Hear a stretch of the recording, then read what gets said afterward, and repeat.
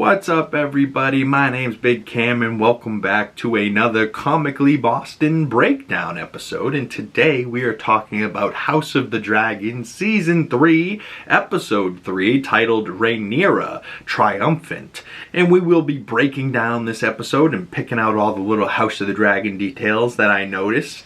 But previously on Episode 2, Queen's Landing, Lord Jace, friggin' her son Jace, had died and Baela flew his body back to Dragonstone after their victory in the Gullet, but not a very good victory, with the queen losing her firstborn and her heir, and Rhaenyra is devastated when she sees Jace's body. But we also find out that Corlys survived this battle and was found by his sons and granddaughter, but if this be victory, he wishes to never see another. But while Rhaenyra is down and out and completely inconsolable, Daemon comes to her bedside, and he is the only one to be able to get her out of bed and back onto her feet. And together they decide that they are going to take King's Landing while Vhagar is not there anymore and, trying to fulfill her and Alicent's plan here. So they go to King's Landing with Syrax, Caraxes, Silverwing, and Vermithor. But meanwhile, Aemon One-Eye with Vhagar takes Harrenhal, and he kills the Strongs, meaning Sir Simon Strong is gone, and meaning he and Vhagar are not back at King's Landing. So the Blacks take back King's Landing, their rightful home, and Daemon defends Rhaenyra and himself, and he cuts down a bunch of knights like it's nothing. And, whether it's 6 men or 60, he's still Daemon Targaryen.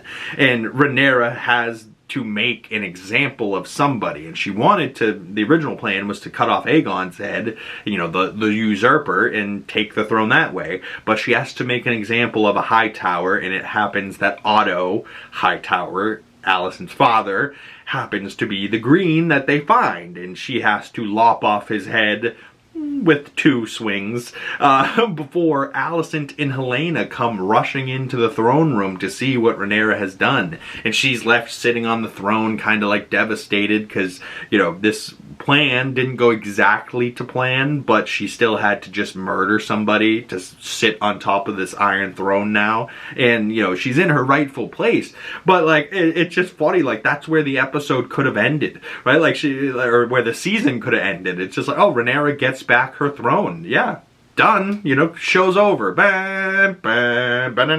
No, that's not where the show ends, because Rhaenyra sure gets back her throne, but did you think it was going to be that easy? Because she gets back the throne and she wakes up the next day as queen, and now she has everybody in the kingdom looking to her for answers. She's got to deal with the petitions of the small folks. She's got to deal with literally everything, and it all comes down to her decisions. And all day, every day, she's just getting asked from person to person to person. She never has a moment to sit down and catch her thoughts. And even when she does, Alicent comes in and says something to her. So it's just like, this whole 3rd episode, even if it's not as crazy as the first 2 episodes, but you gotta also take into factor that, the 1st episode was supposed to be the finale last season, right? So that was a finale. And then the 2nd episode was supposed to be the premiere, where she ends the episode lopping off of Otto's head, right? So if that was the finale and that was the intro, this would just be in episode 2, which it definitely felt like more of a middle of the season episode, right? It's not a huge battle episode. There's nothing, I don't think there's any crazy deaths in this episode, right? It's just seeing Rhaenyra through a day as queen, having to deal with all of the problems of the kingdom. And it was actually fascinating, and a lot of great dialogue was going on in the show at this time. But clearly it is the least favorite episode of the 3 so far. But either way, it was still really good. So let's jump right on into it. In episode 3, Rhaenyra Triumphant opens with a kind of cold open with Daemon and 3 dragons behind him, and Caraxes lurking, really defensive right behind Daemon, as he faces 15,000 Hightower troops with just the 3 dragons of Caraxes, Vermithor, and Silverwing, with Ulf and Hugh Hammer on the back of them. But, Daemon is telling Ormond and his 15,000 troops to surrender, bend the knee and go home, and none will be harmed. And Ormond agrees, but he doesn't necessarily agree himself. He agrees for the safety of his men, you know, and that's what he's doing this for, and he makes it very clear. He's like, I will not just bend the knee, but I will, because I'm a good leader of all these men behind me. So he, you know, tells Daemon what he wants to hear, and he bends the knee for the sake of his men. But at the last second, Daemon goes, "Ah, your ward, Darren, he will be coming with me." And he goes, "You're going to take him hostage?" And he goes, "We can't just let one of Aegon's heirs go prancing amongst the Reach with a dragon, no less. He'll be coming with me, and he won't be harmed. He'll be fine." Ah! I almost forgot. Your ward, Darren Targaryen. He'll be coming with me. You would take him hostage? It would be rather an oversight to allow one of Prince Aegon's heirs to go prancing about the Reach with his dragon, no less. We will treat him kindly, as we would any son of Viserys. Be brave, young prince.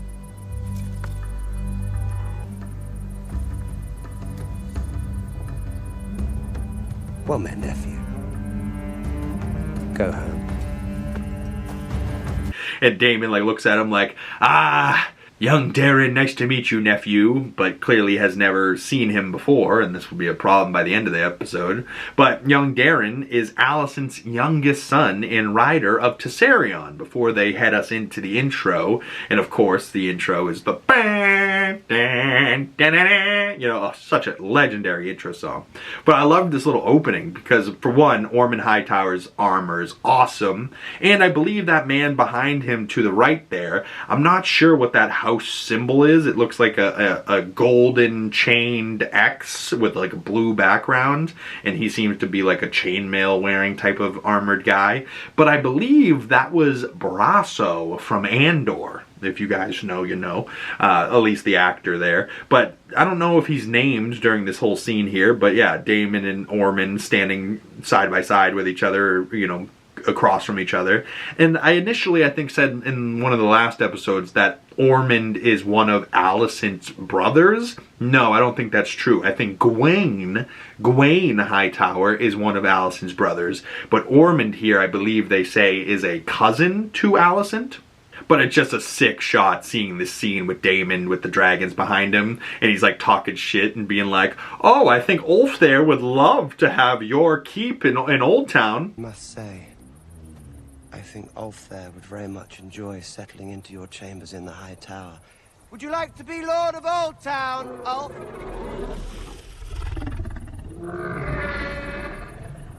And he looks over at Hugh Hammer like, "Wait, what? Hugh, did you hear what he just said? I would like that very much, sir." You know, like, but no, I think he's just saying this just to kind of get underneath the Hightower skin. But Ormond does bend the knee, and, you know, Daemon is very slick with Caraxes behind him, and these two other pretty large dragons as well. But this young Daeron has white hair and blue eyes, and he kind of looks like a young Daemon or a young Viserys, but is this Daeron? I guess we'll find out later. But then they cut over to the intro, and of course they've added some new stuff to the end of the intro, which I appreciate. And it looks like they added Rhaenyra taking King's Landing with Massaria and Daemon by her side, and there was some other shots too, but I wasn't quite sure able to make out what they were. But it's still awesome that they just add stuff to the intro each week, you know, and it just makes the show more interesting, like that they actually care enough to change the intro every week to give us little clues to what happened, either what's going forward to what's happened or what happened in the previous episode, you know what I mean? And we cut back to Rhaenyra as she's talking to Daemon, and she's standing in the king's quarters, which was like her father's old room, but now her quarters. And she's standing at the foot of Viserys' deathbed, right? And she's saying to Daemon, "The air is thick with ghosts. Not unfriendly ghosts, but, you know," like, and she can just sense that there's death in past memories in this building, and just like, it feels so different to be back in her home, you know what I mean? It doesn't feel like their home quite much now, you know, they kind of made Dragonstone their home. But Daemon informs her about Ormond bending the knee, and she's kind of asking him about something, and he's like, well, at any rate, we must begin, you know, she must begin her day as queen. She can't just stand here at the foot of Viserys' bed talking about ghosts, you know. And we see that Rhaenyra, now that she has won the throne, has to deal with all of the petitions of the small folk and fix all of the crown and the realm's problems as queen, you know, and the only person with the power to tell these people to fix these problems, you know what I mean? But Daemon introduces Daeron to Rhaenyra, but the boy doesn't speak and stays quiet, so she banishes him off to some quarters. She's like, oh god, useless. And she looks at Daemon like, yeah, he's younger than I thought. And Daemon's like, well, he's still a potential heir to the throne, you'll have to kill him, you know. And she's like, oh god, I just said he was young and you just reminded me that I have to kill him. And so, you know, like, Daemon is supportive, but in the only way Daemon knows how, just to be blunt, you know, like. But Rhaenyra talks to her council on the situation that they have to deal with now, biggest of them all being that all of the crown's coin is gone. Probably Lord Jasper, friggin' Ironrod, was somebody who knew where the coin would have gone, and maybe the Lord of Coin, friggin' one of the Lannister twins, would have known where the coin was, but both of them got killed in one of the first 2 episodes, so not likely to find out where the coin is from them guys. And even Daemon's like, oh boy, you know, so their situation is not ideal, but tensions are high at the court. Daemon is snippy with Mysaria, like, nobody asked you. And Rhaenyra defends Mysaria. Mysaria kind of smiles when she does this, like, my queen loves me more than you. I've been more loyal. And it's like almost like Mysaria and Daemon are just like flipping each other off from either side of the room, like, fuck you, she loves me more. No, fuck you, she's my wife. No, fuck you, she's my queen. You know, like, they're just talking shit to each other throughout the episode. It's kind of funny having her, like, mistress, her, like, master of whisperers, mistress of whisperers, she calls her. She's got her whisperer master that she's also kind of hooking up with and has an affection for, but then she's got her husband there, and her husband was ex with Mysaria, right? Like this messy scene, but it's just funny either way. Every time that they're on screen together, I kind of giggle and go, Kingdom. No. What of my coronation? Though you must know something. They told me little. Perhaps because they trusted me little. Do you trust his word, Lord Corlys? I do not believe he knows where the gold is, and I fancy I can sniff a lie. No one asked you. It is the duty of my mistress of whisperers to advise me. After the gullet, we must presume Sir Tyland dead. I love that little clip. Mysaria like looks at Daemon and she looks back to the council meeting like, I have earned my spot at this table. Fuck you, Daemon. But so Rhaenyra has so many problems to deal with, and pirates sacking villages, and they need to feed their people, and Rhaenyra just goes, fuck, we're broke, we need money, and she requests that she gets tribute from all the great houses because they all broke their promises and they all betrayed her with their silence for the usurper, you know. And she wants Vhagar and Sheepstealer found, and she will give the killer of Aemond One-Eye Harrenhal itself. She no longer needs it. She rules all of the Reach, all of the Riverlands, you know. Oh, and all of the rat catchers were killed by Aegon, so there's rats just loose amongst the castle, and she keeps seeing all of them, and she's like grossed out by them, you know, every time they kind of just scurry throughout the castle. Just gross rats. Ugh.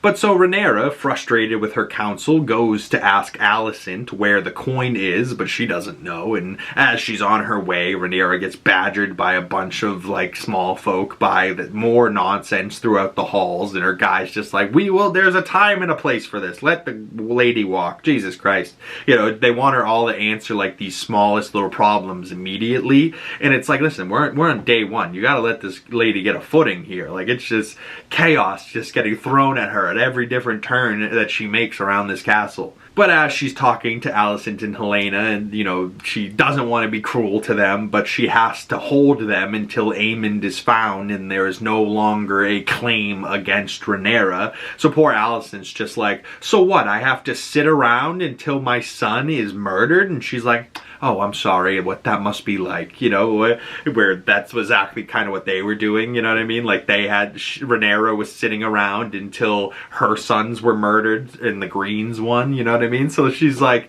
you know, it's a tough situation for either side, but like Rhaenyra is doing what she can, but Alicent's definitely now a prisoner, you know, and she's like, our deal was for us to go free. And she's like, yes, but I can't necessarily just let Hightowers leave. That would be a bad look right now.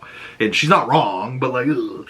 But as Rhaenyra leaves Alicent and Elena, she asks one of her City Watch guys to go and fetch her youngest boy, Joffrey, from the Vale. And he is the youngest strong boy, right? So he's the youngest brother of Lucerys and Jace, and the last son that she has with that strong bastard, you know what I mean? Because technically they're Valerians because they're supposed to be Laenor's kids, but Laenor was gay, so all of these kids were with the strong, you know what I mean? So this is the last strong boy, but he is to be brought to the kingdom because he shall be her new heir to the throne, being her now newest, oldest child, even though he's one of her youngest ones. And it's kind of awesome because she's having these conversations and she's going from like one room to a hallway. She has that conversation with her knight, sends him off, and then she like walks a couple more steps and she meets up with Mysaria. And then her and Mysaria have this long shot walking through the hall. And it's like just this really big set. Like I really love the set and how they use the Red Keep set and how big and vast it is. And it just feels like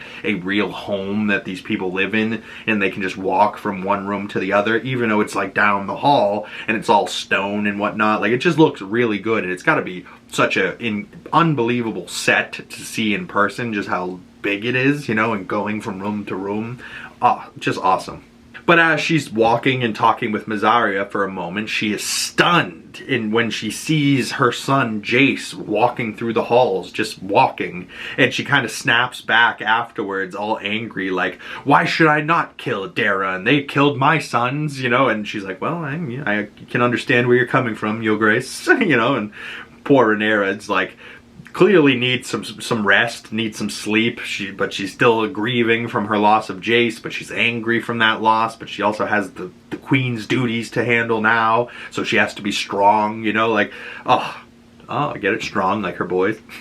But Rhaenyra then goes to a scepter, or a sept, to talk about her coronation, and they don't want to do it at first without, you know, proof of Aegon's dead body, because, you know, they just did a coronation and it would look bad to do it again. She's like, well, bitch, you just did a false coronation for a false usurper king. Am I not the true fucking queen this whole fucking time? And it should be easy just to, like, you know, I'm the real fucking queen, he's dead. Fucking where's my coronation? And they're like, we need proof of the body, it's too soon, blah blah blah. And it's just like oh, like, and they like almost disrespect her in her queenness, you know what I mean? But I have a clip here of Rhaenyra talking to the sept and like the man of the faith in the kingdom, and I was just like, ooh, this drama here is juicy. A blessing in the name of the seven who are one. I must, for the time being, forego a right and proper coronation, but I still wish at least to be anointed. By you, in full sight of the people. Alas, that it cannot be done. For what reason? Some months ago, I anointed your brother Aegon and declared him the rightful king before gods and men. Yes, Aegon is dead, and I now sit the throne. So you now say. Is it your contention that I am a liar? We have not seen his remains, nor have the Silent Sisters been summoned to tend to them. You understand that if there has been some kind of error... Oh, there has been no error. I am my father's heir, and the gods themselves decree that I must rule the Seven Kingdoms, have they not? Raised me up and cast the usurper into ruin. That has happened, it is true. How has it happened if they did not will it? A dragon appeared to me, in my greatest need. My gods do not deal in dragons. They are a profane magic created in darkness and pride and lust for power, for impunity. They destroy, but they do not create. There is no good that can come of them.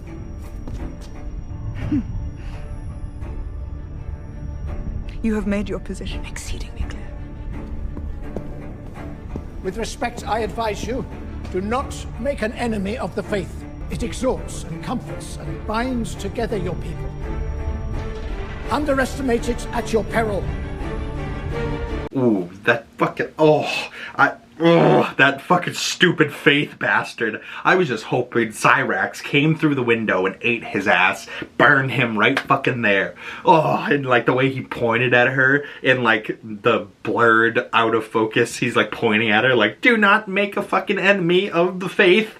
You will regret this. And she's just kind of like, oh, you think I will regret this? Like, she believes in fire and dragons, you know what I mean? Like, in the herd people, I've always believed in dragons as, like, this higher power. But they don't necessarily believe in the 7 gods, or the 701, fucking gay. You know, like, and this guy's like, we believe in the gods, not dragons. And it's like, where the fuck do you think the dragons came from? If not from the gods, you fucking stupid fuck. You know, like, oh, God, I hate them. But this was also definitely messy, because I was like, uh-oh, Rhaenyra, is she about to make the gods working against her, and the Faith is going to be working against their queen? Uh-oh, this ain't good. But after this scene, Rhaenyra goes to have dinner with Corlys, and Corlys tells her about his sons. And he says that Adam and Alan of Hull are both his sons, and he asks Rhaenyra to legitimize them, and that is what he would like her to do after everything that he's done for her. And he wants to make Alan his heir to Driftmark, and she doesn't quite approve at the beginning, and she's like, listen, I know a lot about having bastard children and how messy that can be, and she's like hesitant, and he's like, listen, like it's mere just a word, you saying like, hey, they're legitimized, now they are, you know what I mean? Like, it's not something crazy I'm asking for here. I'm asking for my own bastard sons to be legitimized as lords of Valerian house, you know, like, why can't you do that? And she's just kind of like, ugh, and she's awkward about it and hesitant, and I was just like, like, why not do this? This seems like just like pretty pointless way to just piss off Corlys, but alright.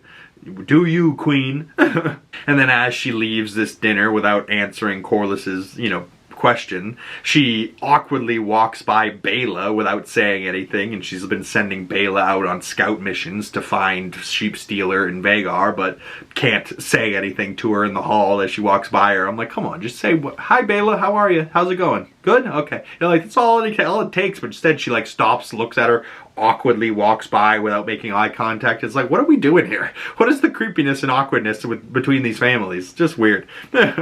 But then, you know, we cut to see that Rhaenyra has had a really long day, and it's not gone as planned, but she is, you know, trying to be queen, and it's a lot harder than she was maybe expecting on her first day. And she can't sleep in her own room because she doesn't want to sleep where her father died and in the king's chambers. So she walks down the hall with a little lantern, and she climbs into bed with Daemon and sleeps next to him, and that was just kind of a cute scene. The next morning, Rhaenyra is getting dressed by her, you know, helpers, and she's putting on her father's crown as she's about to go and hear the petitions of the small folks all day and have her second day as queen, you know what I mean? And just as she's about to start the day, she gets her period. And I'm just like, oh, God, poor women, they have to deal with this shit normally. But it's always the worst inopportune moment, isn't it? It's fucking, hey, I'm on my way out the door. Bam, it hits. Hey, I'm just about to go sit on the throne as a queen all day. Let me get this. She's like, oh, fuck, I'm bleeding. She goes, I'll get the rags. You know, and it's like, oh, God, they don't even have tampons. This is back in fucking medieval times. Oh, God, fucking terrible. Oh, God, I was like, oh, poor Rhaenyra, man. Only this would happen to her at this inopportune moment. But so she goes and sits upon the throne in her father's crown, and she's listening to petitions of the people, and she looks really good in that father's crown, you know, and sitting upon the throne. And one woman brings up to her that the lords and the rich have taken stock of food, and they've been stockpiling it in their houses while lowborn starve. And she's like, as the queen of the people, I think you would want to know about this. And Rhaenyra does, you know, want to know about this type of stuff, and she's like, oh, that's fucked up. I'm gonna do something about this, you know. And the thing she does about it is so clever, and I was just like, ooh, fuck the rich. She's like Robin Hood in this episode, but she's the queen, so it's like, oh, well, you're the rich, but you're like taking from the rich and giving to the poor. This is gonna piss off some people, Rhaenyra, but she's like, fuck it, I don't care. At another small council meeting, Daemon and Mysaria bickering back and forth, and Rhaenyra finds her council useless because they're all talking about problems, and she's like, what would you do? And he's like, I don't know, I defer to the queen. And she asks Corlys, what would you think? And he just goes, I defer to the queen. And she's just like, fucking useless. So Mysaria goes, well, what would your father do? And she goes, throw a banquet, I think. So, you know, rather than throwing this big, expensive thing, she's going to have one little banquet dinner with a big, long table, and she's going to invite all the lords of these houses to be present at this banquet dinner. And we'll see this later in the episode. But they then cut to a funny moment where they're knighting the, you know, lowborn dragon riders, and they have to figure out Ulf's style, they call it. And they're trying to figure out, like, a name for Ulf, and he goes, well, Targaryen, your queen. And she goes, oh, absolutely not. Yeah.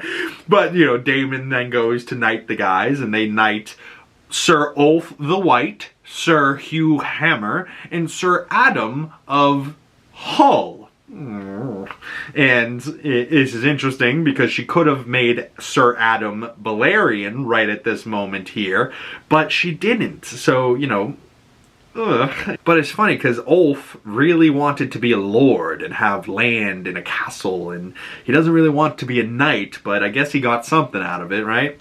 Then Rhaenyra is sitting in her room, and she's kind of just like exhausted from this day that she's had. She's also been having cramps from her period now that she's been having. And Alicent comes to walk in, and she's like, all right, fine, I'll listen to it. And Alicent asks if her father's remains can be sent back to Old Town to lay with her mother's. And, you know, as she's like, yeah, sure, whatever you want. Alicent then is kind of standing there looking at Rhaenyra, and this is weird because Alicent now has no power in this situation at all. So she's just kind of like just a guest in his house, and you know, she's like, it's odd being back in this room with you here. And Rhaenyra asks Alicent, because Alicent ruled in her father's absence when he was ill for many years, and she goes, you know, how did you bear hearing all of the small folks' petitions as the queen regent? And Alicent says, you may not rule and remain yourself. There are choices to be made, and you may, on occasion, have to turn your face away while people suffer and die. There is in you a door that must shut. You will do things that your heart will recoil from before you came to the throne. And I thought this line was super interesting because in the trailer, I thought Alicent was saying this to Rhaenyra as like an adversary and as an enemy. But she's saying this in this scene as kind of like a friend, really, you know, and she's trying to help her. And you know, and Rhaenyra is genuinely asking, like, you know, how did you do this? You were queen, you know, and she's probably one of the few and only people that ever actually saw Alicent as the queen who was running shit for many years, which she was. But Rhaenyra's like, I understand that it's hard, but I doubt that I need to change as a human to do this job. And she's like, well, we'll see, you know, and it's just a really interesting scene between the two of them, and as old friends and then as enemies. And now they've switched roles, and Rhaenyra's the queen, and Alicent's just like a person there just hoping to not be on the bad side of the crown, you know what I mean? Like, oh, God. But Rhaenyra then goes to host her banquet for all of the houses and the lords, and she serves them all rats. And, you know, so the rats that she's been seeing all the building, that's a good way to clear some of them out by cooking them for these lords here. And they all get their plates, and they're all looking at it like, what is this? This is disgusting. And she's like, oh, you think this is disgusting? Well, this is what all of the people of my city and lowborn folks have been having to eat, and worse, while you motherfucking rich people have been stockpiling food for in your houses. And one like lady clutches her pearls like, oh, what would you have us do? Have our family starve? And she goes, no, I would have those with many be stewards for those with little, and be shepherds like to sheep. And it's like, oh wow, she's like really putting these rich folks in their places. And then she says that she sent gold cloaks to their houses to take supplies from their houses and all their stockpiled food and resources, and they're going to take them, and she will now be accepting them as the for the crown to feed her people. And they're like, we're being robbed. And she's like, yes, you would be, but this is for the crown. So you will do whatever the crown needs of you, and you will be gracious about it. And all these people have to just kind of sit there, or they'll be against the crown, you know what I mean? And, you know, she really puts all these bastards in their fucking place. And she kind of like just objects the meeting, and she's like, all right, we're done here. And she goes to walk away. And she runs into some dude, I forget what house he's from, but he's like kind of smiling, and he's like, I'm just smiling at a hand well played, you know, and he kind of like goes, that was a good move you just made there, Rhaenyra. But, you know, how long will it be until people remember that it was your blockade that made bread get scarce in the first fucking place? And she's like, your name? Well, my memory's long. And I don't know what she meant by that, but either way, I was like, that guy definitely was like, said something that was true. Like, hey, you know, all these people are struggling for food, but, you know, Rhaenyra's blockade was the original cause of this problem, you know. But like, she was then also the one last season that started sending food because the Greens and Aegon and their ruling wasn't doing anything for the people. And if anything, remember, like, Aemon One Eye was carting all these sheep by the lowborn people, and then they weren't even going to feed the rich and the king. It was just going to Vhagar because Vhagar's a big girl and she needs lots of food, you know. Like,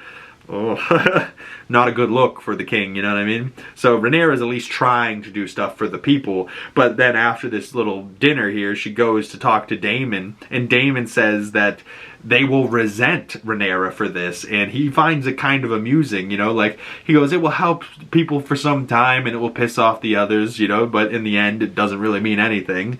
And Rhaenyra then goes and asks Daemon to go to the Vale and get their debt, because the Lady of the Vale never sent their swords, so maybe they can get their debt in coin, and if they can't, then they'll be hobbled from the start, you know. So they really need to get coin, they need to get food, they need to get money, you know. So she's trying to handle the problems as they come, but, you know, there's just going to keep becoming more and more problems, it looks like.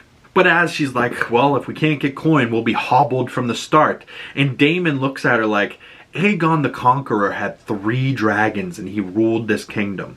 You now have 6. Let's conquer everything. Let's go to Essos, let's go to the Free Cities, let's go to everywhere. Let's conquer everything. And then he says something real interesting, that there's a city on the edge of the world where men have wings. And I was just like, what does he mean by this? And my mind was so stupid last night that I was like, interesting. Men that have wings, do they have wings for arms? And they have to flap their arms? Or are they kind of like the X-Men Angel, where like the wings grow out of his back and he can kind of, you know, arms down by the side and he can fly like an eagle? But like, I don't know what I'd rather have. Would I rather have wings that grow out of my back, or would I rather have wings for arms and then just be sitting here fucking I don't know. Comment below. Do you think the winged men that Daemon were talking about have wings for arms, or do they have big old angel wings on their back? Either way, I kind of want to see this place that Daemon was talking about. But then they kind of start speaking to each other in High Valyrian and, you know, telling her what dragons mean and the power of dragons, and she's like, Viserys, my father, never wanted to use the dragons, and that there's such thing as too much power. And it's actually a great conversation that they have here, but it's all in High Valyrian. So I was like, you know, like, what do I do? Write down every closed caption? You know, just take my word for it. It was a great fucking scene between the two of them. But Daemon basically says to her that he sees them as gods, not just rulers, you know, like he sees them as more than just people. He sees them as gods, and they could take over everything with their dragons.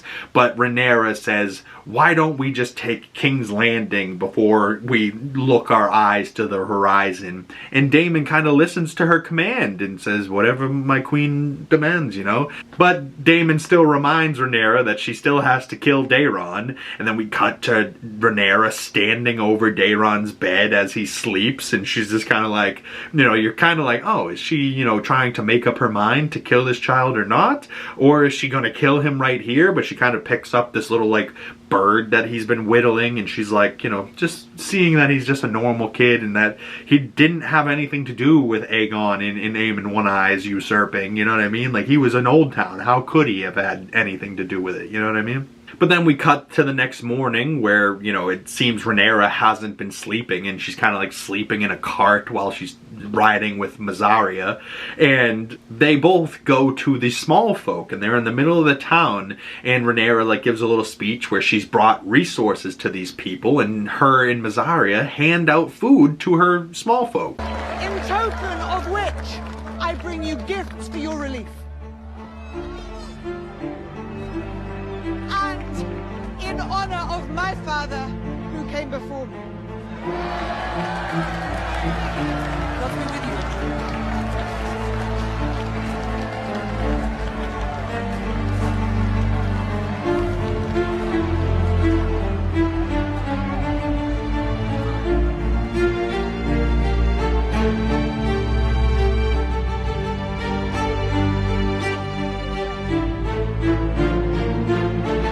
Yeah, I kind of like that scene. You know, like, she could have just sent food to the people and had just her guards get handed out, but no, she went herself with Mysaria, and the two women handed out the food themselves to all these people. And, you know, like, when was the last time we saw the Queen and all the people? Wasn't it her and Alicent and Helena? And they were getting, like, pelted with fishes and tomatoes and stuff, you know, like...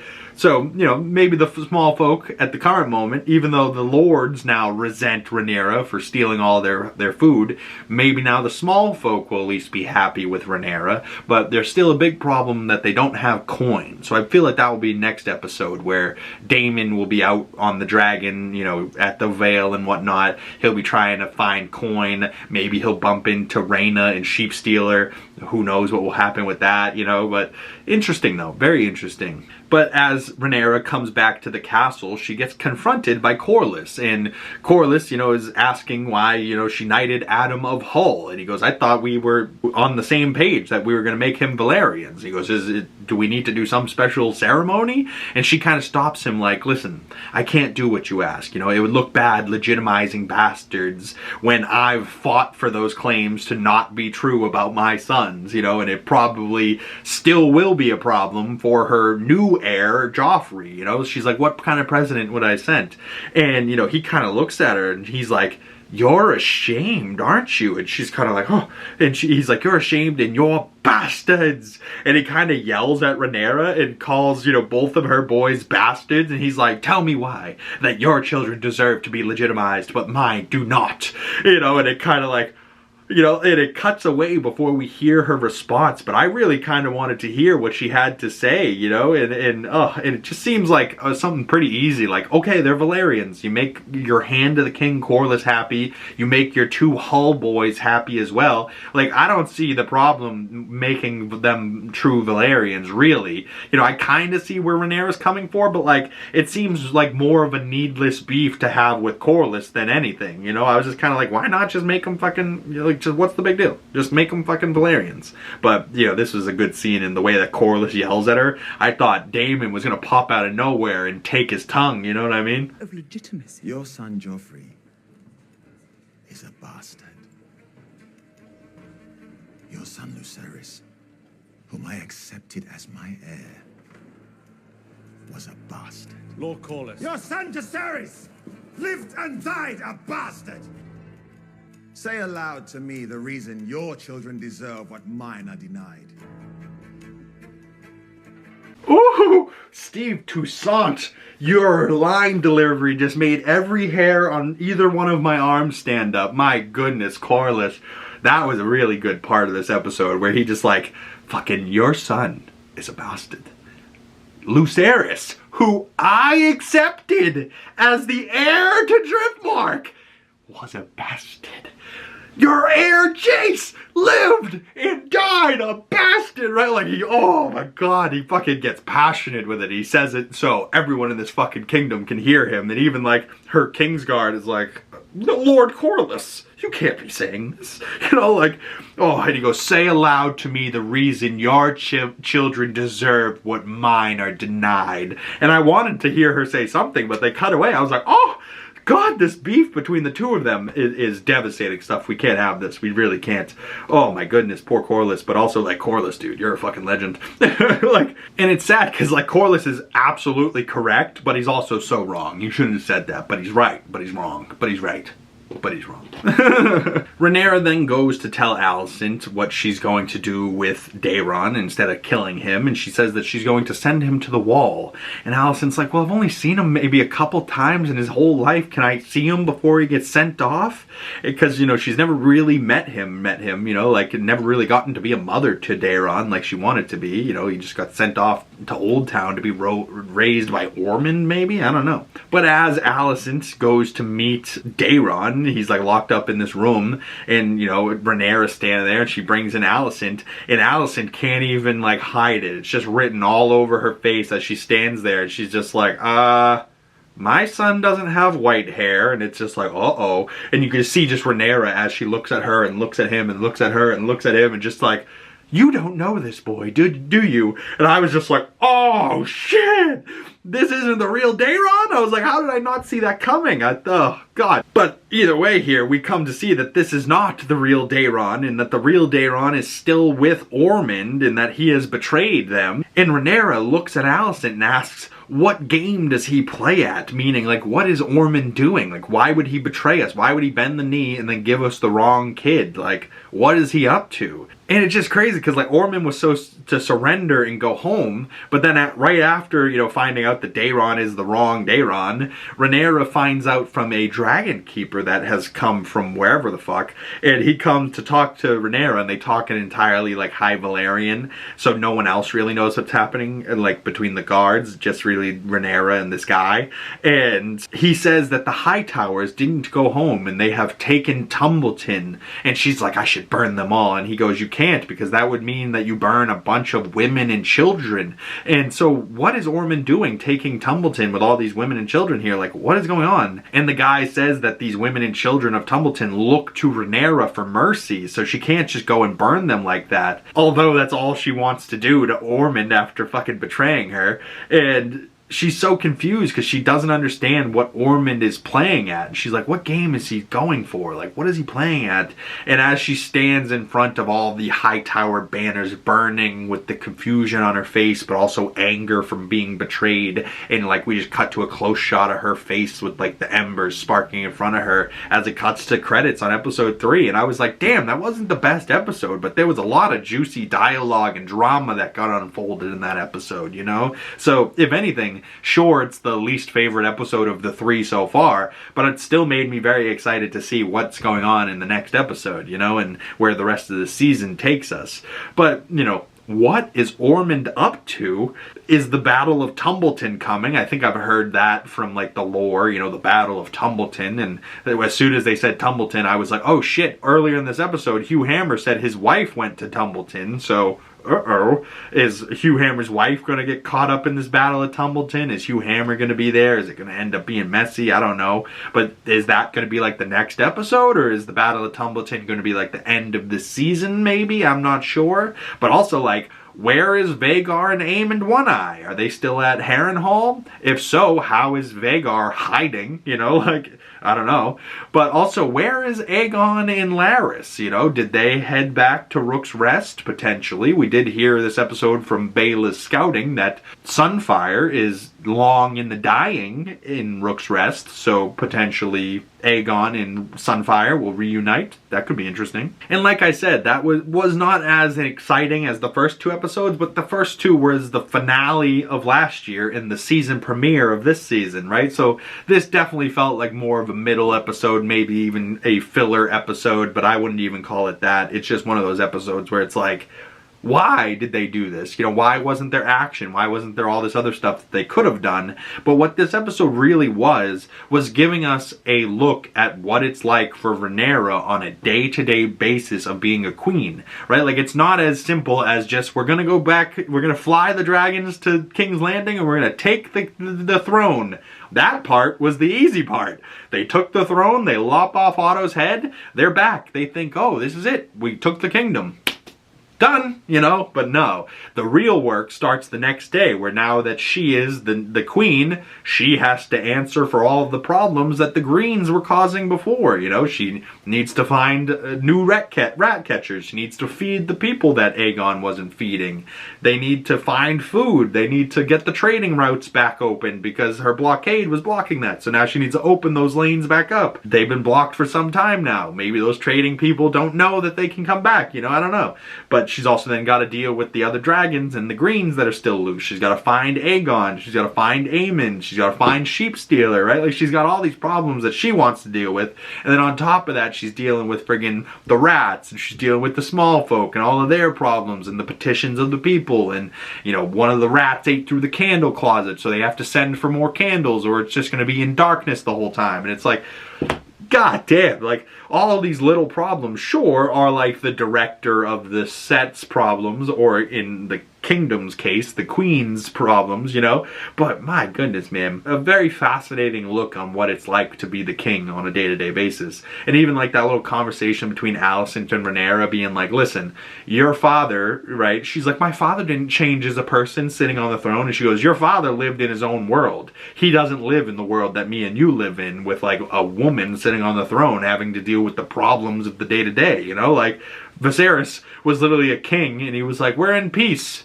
I'm gonna go build my models. Everyone else handle this. Okay, bye. You know, like Viserys wasn't really dealing with these problems like they are, you know? Like, very interesting hands-on look of what this is like to be king and queen, you know what I mean? But also, like, that Ormond, and potentially his real Daeron has orange hair, you know, much more like his mother, and maybe this is the real Daeron here. But also, like, is Daeron and his dragon Tessarion formidable? I'm not sure. But, you know, he spent most of his life in Hightown, so maybe Daeron is, like, really close with Ormond here. I'm not sure. But I really loved that closing shot with, like, the embers in front of Emma Darcy's face as we go to credits, and, like, oh, I can't wait. The trailer for next week looked really good too. It looked like maybe Rhaenys's dragon Meleys, her body without her head, is still at Rook's Rest, just kind of like draped over the wall of like the castle, and just probably not going to be ever removed, which is just crazy. But also, like, what will Daemon be up to next episode at the Vale? What will Rhaenyra do with what she just learned at the end of this episode? I'm fascinated, man, and I love House of the Dragon so much. If you guys have made it this far into the video and you want to check out my other House of the Dragon breakdowns, there will be links for those at the end of this video, or you can check out my House of the Dragon breakdowns playlist. That's up on the channel as well. Breakdowns going back all the way to season 1, I believe, but if not, definitely breakdowns for all episodes of season 2 are currently up on the channel, so go check that out as well. And if you have any thoughts about this episode 3 of House of the Dragon season 3, please drop those thoughts down in the comment section below, or you can send them to my other social medias. Links for those down in the description below.